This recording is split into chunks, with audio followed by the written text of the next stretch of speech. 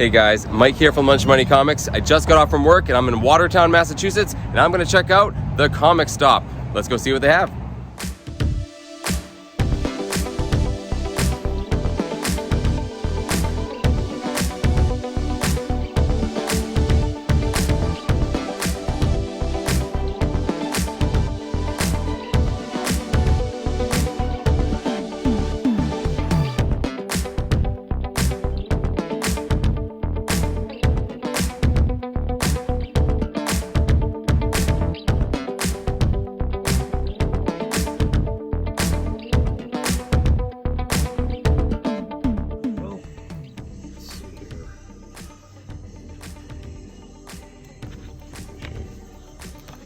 Yeah, so if you wanted to do the Wolverine, what I could do is I could take 10% off. Well guys, I was not expecting that. It's a pretty small place, but I ended up with a pretty good bag of comic books. So let's go home and I'll show you guys what I got. So that was the comic stop in Watertown, Massachusetts, just outside of Boston. And as you can tell, I didn't take a lot of footage. There's a couple reasons for that. One, it was a very small, sort of intimate place, and there were quite a few people in there, so I felt weird filming when I first got there. The second reason is, I was only there for about 10 minutes. So I do this a lot. Whenever I'm out traveling or I'm working, if I ever find like a small window of time to hunt for comic books, I'll usually try to sneak over to a comic shop, find as much as I can in that window, and then, talk about it on my channel later. In fact, I did a video on something very similar a few months ago. I was working in Worcester, Massachusetts. I had half an hour to hunt for comic books during lunch. I shot over to an awesome comic book store, did as much damage as I could, and then showed them on my channel. Now, when I posted that video, someone down in the comments said, hey, it's like a lunch money lunch break. And I thought that phrase was so clever, so awesome. I basically wanted to steal it. I wish I thought of it myself. So I was just searching my comments to see if I could find out who actually left that comment and gave me that suggestion so I could thank them right now. But I couldn't find that phrase anywhere. So I might be misremembering where I heard this. It might have been on Instagram. It might have been in person. I have no idea. But if you were the person that gave me that idea, go down to the comments and let me know so I can give you credit for it. I have no idea where I heard it, but I'm pretty sure I didn't come up with it myself. So the reason why I like it so much is that I do this sort of thing all the time, right? I go out, I have 10, 15 minutes, I hunt for comic books, I'll find a couple, and then usually it's not enough to make a full video on it. But that's okay, because I usually put my longer videos out on my normal Monday uploads, and I'm always looking for shorter videos for like a midweek or a Friday upload. So I thought I would start calling them this, lunch money, lunch break videos, just quick, down and dirty hunting, 10, 15 minute videos, and post them on a Friday. Thought it was a good idea. So that's what I'm doing. I'm stealing that phrase for whoever gave it to me. The irony, of course, here is that I was at this store not at lunchtime at all. It was actually late afternoon, closer to dinner. It's okay. It's in the spirit of the idea, at least.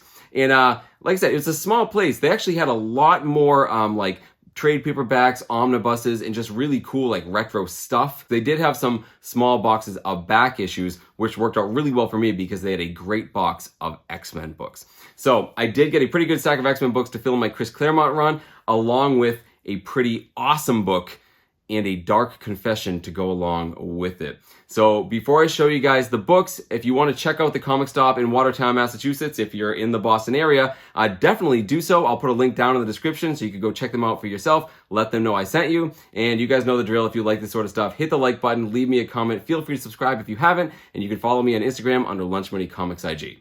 Okay, so I got a pretty good stack of comic books from the X-Men back issues. Almost all of these were $3. I think a couple were $4. And I also got a little bit of a discount, which I'll talk about in the end. So I'll go through them really quickly. Let's just start in numerical order. We have number 157, just an awesome cover with the Dark Phoenix. We have number 165. Looks like Storm is turning into an alien brood there. Then we have number 168, awesome Kitty Pryde cover. Also, there's some key significance here. This is the first appearance of Madeline Pryor. Madeline Pryor is a clone of Jean Grey created by Mr. Sinister. And after Jean Grey dies, Cyclops marries Madeline Pryor, has a young son with her. But of course, when Jean Grey is revealed to still be alive, Cyclops, the gentleman that he is, abandons his wife and child to be with Jean Grey. Of course, Madeline Pryor ends up becoming the Goblin Queen, and we had some very important storylines with her in the whole Inferno saga. And of course, their young son grows up to be the time-crossed X-Man Cable. So first, Madeline Pryor, cool key significance there. Then we have X-Men number 169. This book here is the first appearance of the Morlocks. They are a subterranean group of mutants that live in the sewers. Also the first appearance of their leader, Callisto. Very cool. This one here, number 172, I don't think is a key, but it's a really cool book taking place in Japan. You see Wolverine there in the wedding invitation to his marriage to Lady Mariko. Also, there's some really cool stuff here with Silver Samurai, which I'll talk about in a second. Then we have number 173. In this book here, we actually get the origin of the Silver Samurai, and really cool little key significance here. This is the first book that you see Storm in her sort of biker getup with the mohawk. So those of you who liked, 80s Storm and that new look that she had, this is the first time she starts sporting the mohawk. Pretty cool. Next up, we have number 179. This is the first appearance of Leech. I just talked about the Morlocks. Well, Leech is one of the Morlocks. He's a little kid, kind of looks like a frog. That's not him. I think that's Caliban. So there you go. First appearance of Leech. We have a whole bunch of non-keys coming. We have number 180, number 182, Rogue cover. Number 187, no idea what's happening on the cover of this. Pretty cool, though. Number 189, we get some Selene, the Black Queen, on the cover. We have number 190. Again, no clue what's going on the cover of this. And finally, a book that I already own. This is Uncanny X-Men number 199. Why did I get another copy of this? Well, this is the first time Rachel Summers becomes the Phoenix, when she first channels the Phoenix Force. It's also the first appearance of Freedom Force, which is basically Mystique's renamed Brotherhood of Evil Mutants. Whenever you put evil in the name of your group, it's probably not a good idea. And that new Freedom Force also had some cool members in it, such as Spiral, the six-armed villain from the Long Shot series. Cool. So why did I get another copy of this? Well, I bought a really high-grade one of these for like $9 a few months back. And this one, again, was $3, actually less than $3 with a discount. And it's in great shape, and it's a great-looking John Romita cover. So very happy to pick up another $199. So I have one more book to show you, and you did see it in that quick footage in the beginning, along with a confession. That's right, I have a dark secret that I don't like to tell many people, and I definitely don't like telling comic book people, and certainly not people, all my wonderful friends watching my channel right now. But here goes. I don't love Wolverine. I mean, clearly, guys, I'm a huge X-Men fan, but I'm not the biggest fan of Wolverine. I mean, I'm being a little dramatic there. Of course, I love Wolverine. I love the X-Men. I love Wolverine as in X-Men. See, for me growing up reading X-Men comic books, Wolverine was just another one of the X-Men. He was, the short, hairy, grumpy, acerbic, mutant that was always doing the dirty work for the X-Men, do a whole bunch of horrible things, and then, smoke a cigar afterwards. He was kind of like, the drunk uncle of the dysfunctional family that is the X-Men. I still liked him, he's definitely in my top 10 X-Men. He's just probably not in the top half of them. So when Wolverine started getting really popular in the 90s, I remember kind of being bummed out because, he ended up becoming like the star of the X-Men, and I always thought he was taking away from some of the other more important X-Men, like the leaders, like Cyclops and Storm. But still, listen, Wolverine is really cool. I don't want to offend anyone who likes him. I get why you like Wolverine. I mean, by most accounts, he's the second most popular Marvel character after Spider-Man. In all the comic books, he's certainly in the top 5. Why am I telling you this? Well, it's simple. Because I tend to feel like Wolverine is a little overrated, but I always feel like his comic books are very overrated. And more importantly, overpriced. So listen, if you're a fan of a character, you will pay premium for a really cool cover of that character. In fact, a lot of people just collect comic books for the covers. I totally get it. But I always feel like Wolverine covers just fetch too high of a premium over regular comic books, especially if it's not a key issue. Let me show you guys what I mean. I grabbed some cool Wolverine covers from my collection to talk about. First up, we have this, Marvel Comics Presents number 1. I do not love this art of Wolverine. I mean, it's different, right? I'll give it that. It's different, but at least this is a key issue. Still, you're paying a bit of a premium simply because it's Wolverine. Next, this one actually is really cool. This is Wolverine number 17. Awesome John Byrne cover. Yeah, not a key, but you're going to pay a pretty good premium on this book simply because it's a pretty cool Wolverine cover. Another John Byrne cover right here. This is Wolverine number 23. Not as cool as the last book, but pretty cool. It's worth a couple dollars more. This next one is pretty awesome. This is Wolverine number 27. Awesome Jim Lee cover art right here. This image right here is actually very well known to people who read comic books in the 90s because this image was chosen for the Wolverine video game, and it was always in the ad for the video game on the back of the comics in the late 90s. So I've always loved this image. You know, it reminds me of you know, being a kid in the 90s. Very cool, and you're gonna pay a pretty good premium on this book, even though it's not really a key. This one here, it's an X-Men book, X-Men number 11. Very cool cover, very iconic. You see it on my t-shirt right here.